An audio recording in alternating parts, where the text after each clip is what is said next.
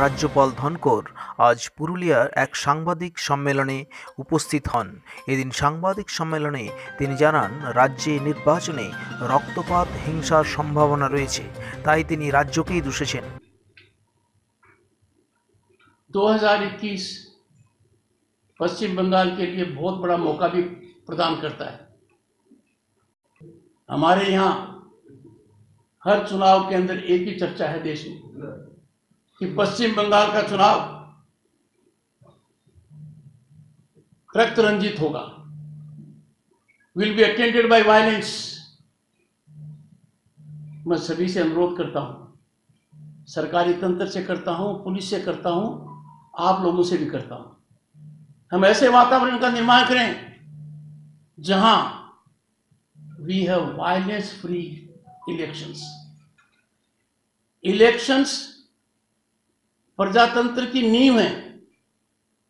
Election में कुछ भी डायल्यूशन होता है, मतदाता प्रभाव में डाला जाता है, मतदाता फेयरलेसली वोट नहीं दे पाता है, सरकारी तंत्र राजनीतिक कार्य करने में लग जाता है, सरकारी वाहन, सरकारी दफ्तर, सरकारी कर्मचारी यदि वो पॉलिटिकल वर्क करेंगे तो दो बड़ी गलतियां होंगी। पहली, उनके आचरण में लिखा हुआ है, ये आचरण भारत सरकार के द्वारा नहीं है, ये भारतीय संविधान के तहत बना हुआ आचरण है। उस आचरण में क्या कहा गया है? Every public servant will be politically neutral. কৃষকদের কেন্দ্রীয় সহায়তা আটকেছেন মুখ্যমন্ত্রী বলেও তিনি দাবি করেন।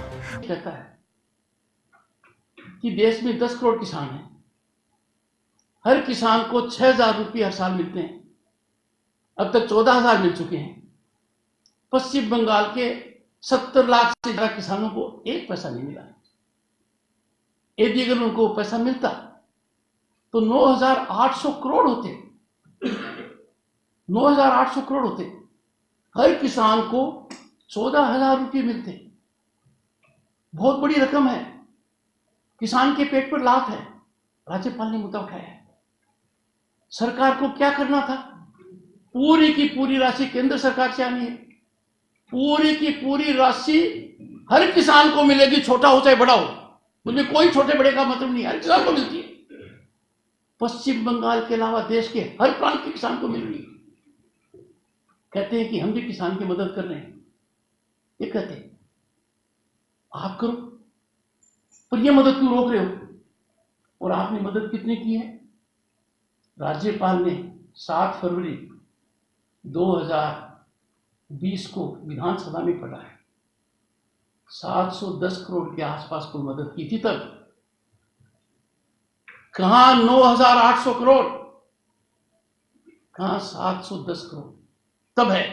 कुछ जुड़ भी गया होगा तो भी 10% नहीं है। पर मुद्दा ये नहीं है, आपकी कोई भी मदद करे साधुवाद का पात्र है, पर आपको मदद दिल्ली से मिल रही है और वो आपको नहीं मिल पाए, सही है क्या? उनको आपत्ति है, मुझे नहीं है। पुरुलिया के किसान मेहनती किसान है, SC/ST कैटेगरी के लिए पानी की समस्या, पानी का ठहराव नहीं होता है, क्यों नहीं मिला उनको? क्या राज्यपाल को पीड़ा नहीं होगी? পুলিশ প্রশাসনকে আইনের কথা মাথায় রেখে রাজনৈতিক দলদাসে পরিণত না হওয়ার আবেদন জানান তিনি। जगदाल पुलिस स्टेशन के सब इंस्पेक्टर अपूर्वा मंडल ने 31 दिसंबर को नोटिस जारी किया। नोटिस में क्या लिखा? ड्यूरिंग इन्वेस्टिगेशन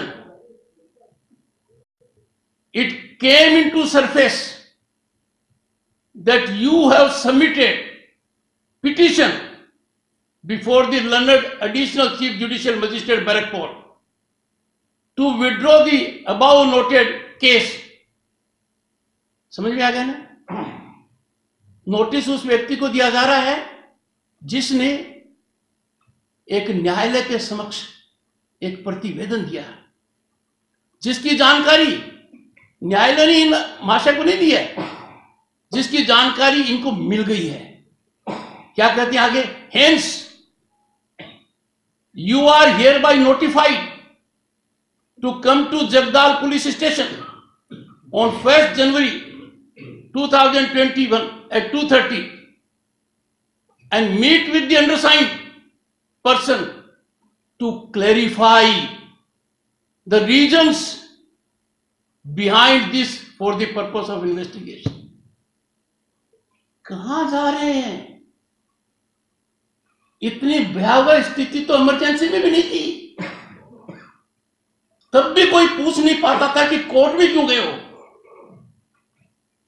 भारत के संविधान में, डेमोक्रेसी के अंदर हर व्यक्ति का अधिकार है, वो न्यायालय में जाएगा, उस पर कोई अंकुश नहीं लगा सकता। उसका निर्णय न्यायालय करेगा, न्यायालय देखेगा उसका मामला सही है गलत है, उसको आना चाहिए था नहीं आना चाहिए था। पर न्यायालय में किए गए पिटीशन के ऊपर एक पुलिस अधिकारी पूछताछ करना चाहता है। मैंने पढ़कर सुनाया आपको। It's a very serious matter. This has never happened according. मैंने आज तक देखा नहीं है किस प्रकार के हालात हुए हों।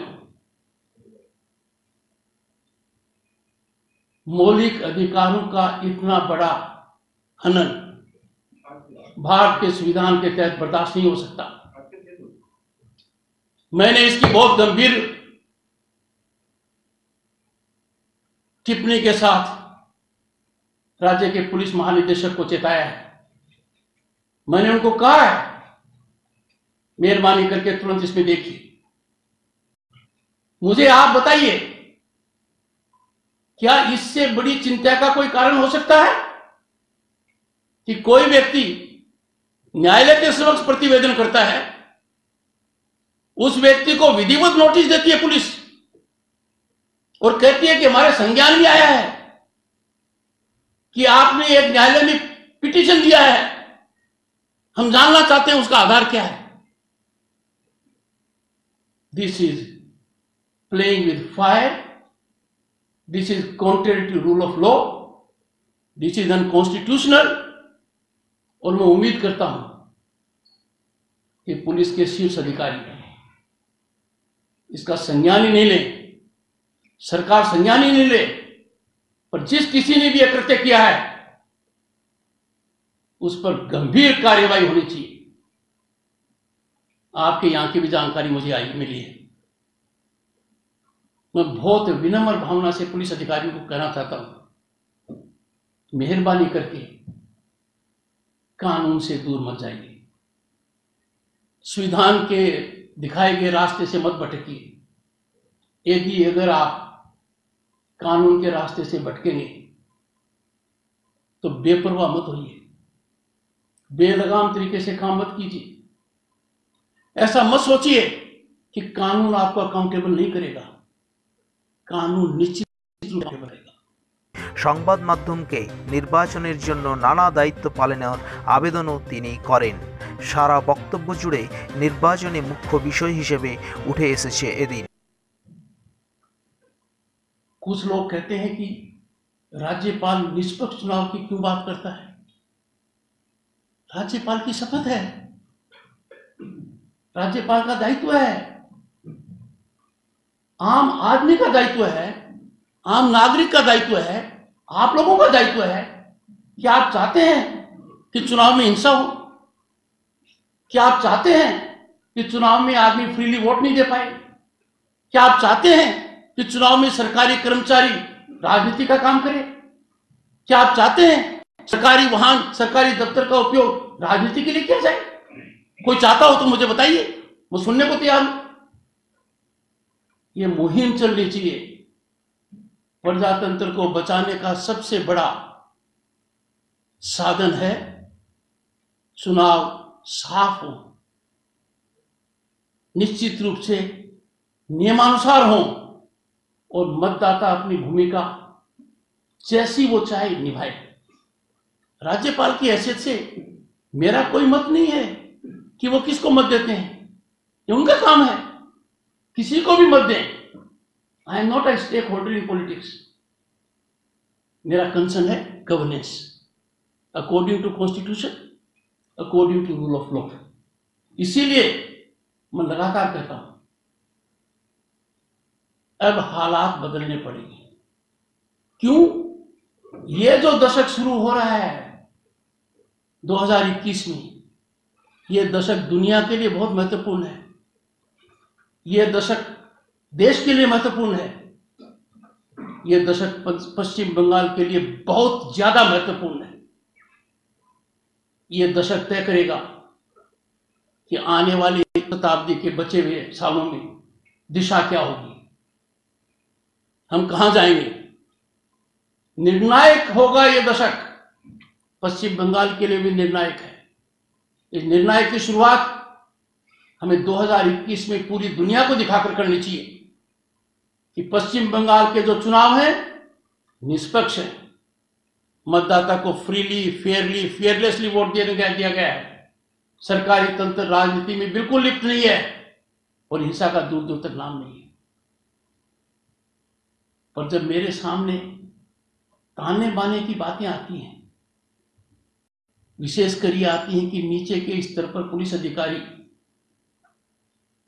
पॉलिटिकल स्टांस से काम कर रहे हैं ऊपर वालों के इशारे पर। দেখুন, উনি তো একটি বিশেষ উদ্দেশ্য নিয়ে বিভিন্ন জায়গায় ঘুরে বেড়াচ্ছে। আজকে যদি দেখা যায় এটা সবাই জেনে গেছে যে উনি একটি বিশেষ নির্দিষ্ট এজেন্ডা নিয়ে উনি কিন্তু বিভিন্ন জায়গায় ঘুরে বেড়াচ্ছেন, একটা বিশেষ রাজনৈতিক দলের মুখপত্রর মতো আচরণ করছেন, মুখপত্রর মতো কাজ করছেন, যার ফলে ওনার চোখে সেটা প্রশাসন যে নিরপেক্ষভাবে কাজ করছে এটা ওনার চোখে পড়ছে না।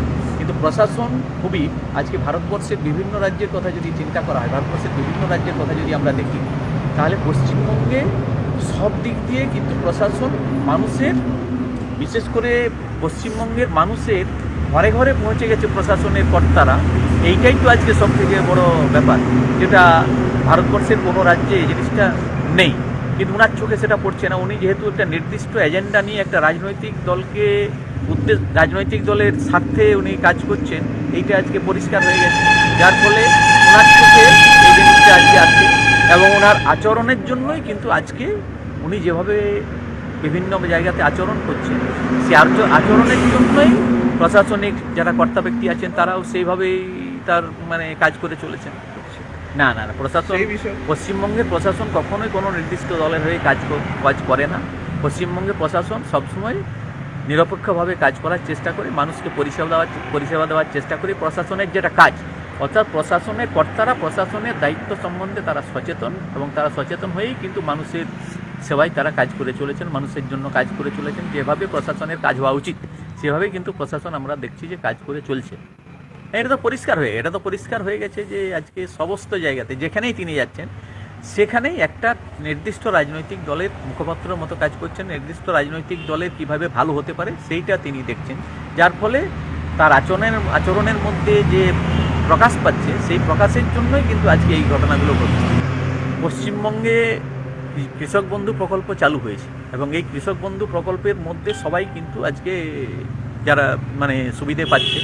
এবং আপনারা নিশ্চয়ই জানেন কয়েকদিন ক্যাবিনেটে পাস হয়েছে, ক্যাবিনেটে সিদ্ধান্ত হয়েছে কিছু কিছু জায়গাতে যেহেতু ল্যান্ড রেকর্ড অর্থাৎ এলার কিছু গ্রামে এলার না হওয়ার কারণে কিছু কৃষক হয়তো সেখানে অসুবিধার মধ্যে পড়ছিলেন, সেটাকেও আমাদের মাননীয় মুখ্যমন্ত্রী ডিসিশন দিয়ে দিয়েছেন। সেদিন ক্যাবিনেটে পাস হয়েছে যে এলার না হলেও কৃষক যদি সে ডিক্লারেশন দেয় যে আমার এই জমি আছে, তাহলেও তিনি কিন্তু এই কৃষক বন্ধু প্রকল্পের সুযোগ সুবিধা পাবেন, এবং সেটা আজকে পাচ্ছে। ফলে সমস্ত কৃষকই সুবিধাটা পাচ্ছে এবং মিনিমাম 5,000 টাকা, ম্যাক্সিমাম আরও বেশি হতে পারে, যেটা আমাদের প্রকল্পই সবথেকে ভালো প্রকল্প, কৃষক বন্ধু প্রকল্প। আমরা কৃষক হিসাবেই আমরা দেখছি যে আমাদের প্রকল্পই সবথেকে ভালো প্রকল্প। জঙ্গলমহল 24x7 রাত দিন 7 দিন।